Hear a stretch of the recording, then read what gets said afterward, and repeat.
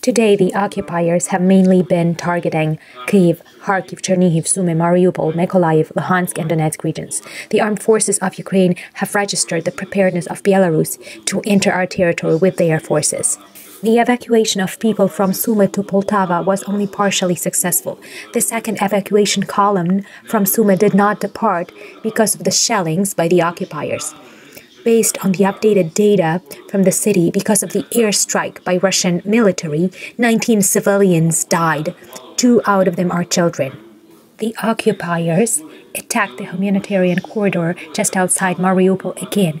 Ukrainian military removed the fences, they cleared the roads and started evacuating people, but at the time, Russian occupiers started making advances and firing at people. Mariupol was completely cut off, left without any communication means. A 6-year-old girl died in Mariupol because of dehydration. Her house was ruined by the occupiers. Her mother died, and Tanya was trapped under the remains of the building. It was possible to get to her only in a couple of days. She was not alive. In the vicinity of Makariv, the occupiers shot to death the pensioners in a car from a BMP. I saw how it happened. It looked creepy. It was horrific. These are the things that they will be put on trial for, and they will be punished. By the way, our Volodya Vitrovich told us a story about his neighbor in the town of Vorzel. He was a Protestant. He tried to help people. He didn't carry any weapons, and he was shot to death by the occupiers. So Volodya is willing to give testimony about this, to share this with our legal team, which is collecting all the facts about the crimes against humanity, which are supposed to make up a foundation for the case against Putin and The Hague. These people died on the spot, the pensioners that we refer to. In the Mykola region, a shift of instructors from the orphanage were shot at. The minibus was marked with the signs of the Red Cross. 3 instructors died. 2 more people were wounded. These horrific crimes cannot be justified, and there is no measure of punishment for crimes like that. Our team of lawyers, headed by Ilya Novikov, is collecting all the information in order to contribute it to the International Tribunal. The town of Izum in the Kharkiv region has been left with no electricity supply or water supply for days on end. Today, the central hospital was demolished there.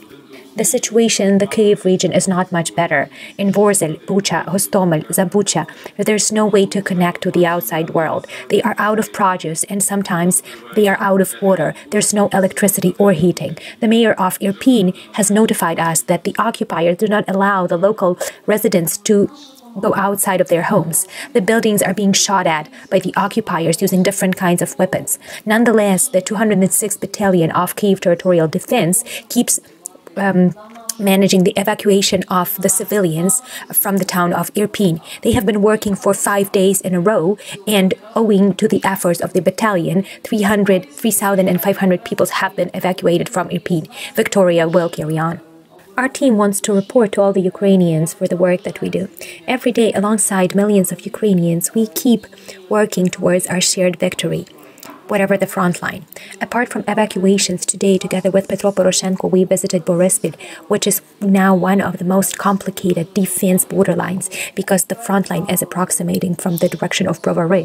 We have transferred the weapons, we have transferred the mortars, the means of connection, we talked to the military, and today, this is a very important task. We have also managed to deliver the vehicle with weapons to the town of Chernihiv, which is now surrounded and which is now waging such an important fight. Our volunteer hub in Lviv, created by the party, keeps working. The western regions of Ukraine keep sending help to the regions with active warfare. Namely, we managed to transfer assistance to the Chernihiv region that I already mentioned, but also to the Kyiv region, especially to the regions that have been surrounded. I would like to remind you that basically the northern part of the Kyiv region is under occupation, also a part of Vyshhorod district and Bucha district. In Kirovohrad, Poltava and Rivne regions, the work is being conducted with IDPs. They are provided with humanitarian assistance and temporary accommodations. In the Donetsk region, the representatives of our team have transferred the food produce, the medications, and other necessary things to the armed forces of Ukraine. These things are brought there from all across Ukraine. The youngest People's Deputy of the Ukrainian Supreme Council, Kniazhytskyi, participates actively in the work of paramedics, hospitalers. The doctors that work there work in the hotspots under very complicated circumstances, saving the lives of civilians and military alike. We are grateful to them for the work that they do. We would like to intersperse our news with some positive aspects. I want to mention my native Kyiv region, where the enemy was defeated today in the district of Yasnohorodka, since the occupiers today have been trying to make advances in the direction of Kyiv in the vicinity of Pushcha-Vodetsia, but they failed. They were ousted from there. Neither did they manage to cross the Zhytomyr highway or move in the direction of Odessa highway. The villages of Zabuchiv, Mikhailivka, Rubezhivka, and Stoyanka should be careful. The fights are continuous there. Our forces are deterring the advances of the enemy and ousting the enemy. For now, they haven't been able to cross the Zhytomyr highway. In the same way, active warfare is being waged in the vicinity of Brovary and next to the village of Velika Demerka. There, in the vicinity of Rudnya village, our forces have been shelling the occupiers. The enemy dispersed, fleeing through forests and fields, and the local territorial defense has been hunting them. The armed forces of Ukraine carried out 7 counterattacks in 24 hours. Ukrainians residing in the temporarily occupied territories keep taking to the streets, and we have seen their bravery in Kherson, Kupiansk, and Melitopol. In Olashke, this amounted to 5,000 people. This is very important because this shows that our spirit is unbreakable.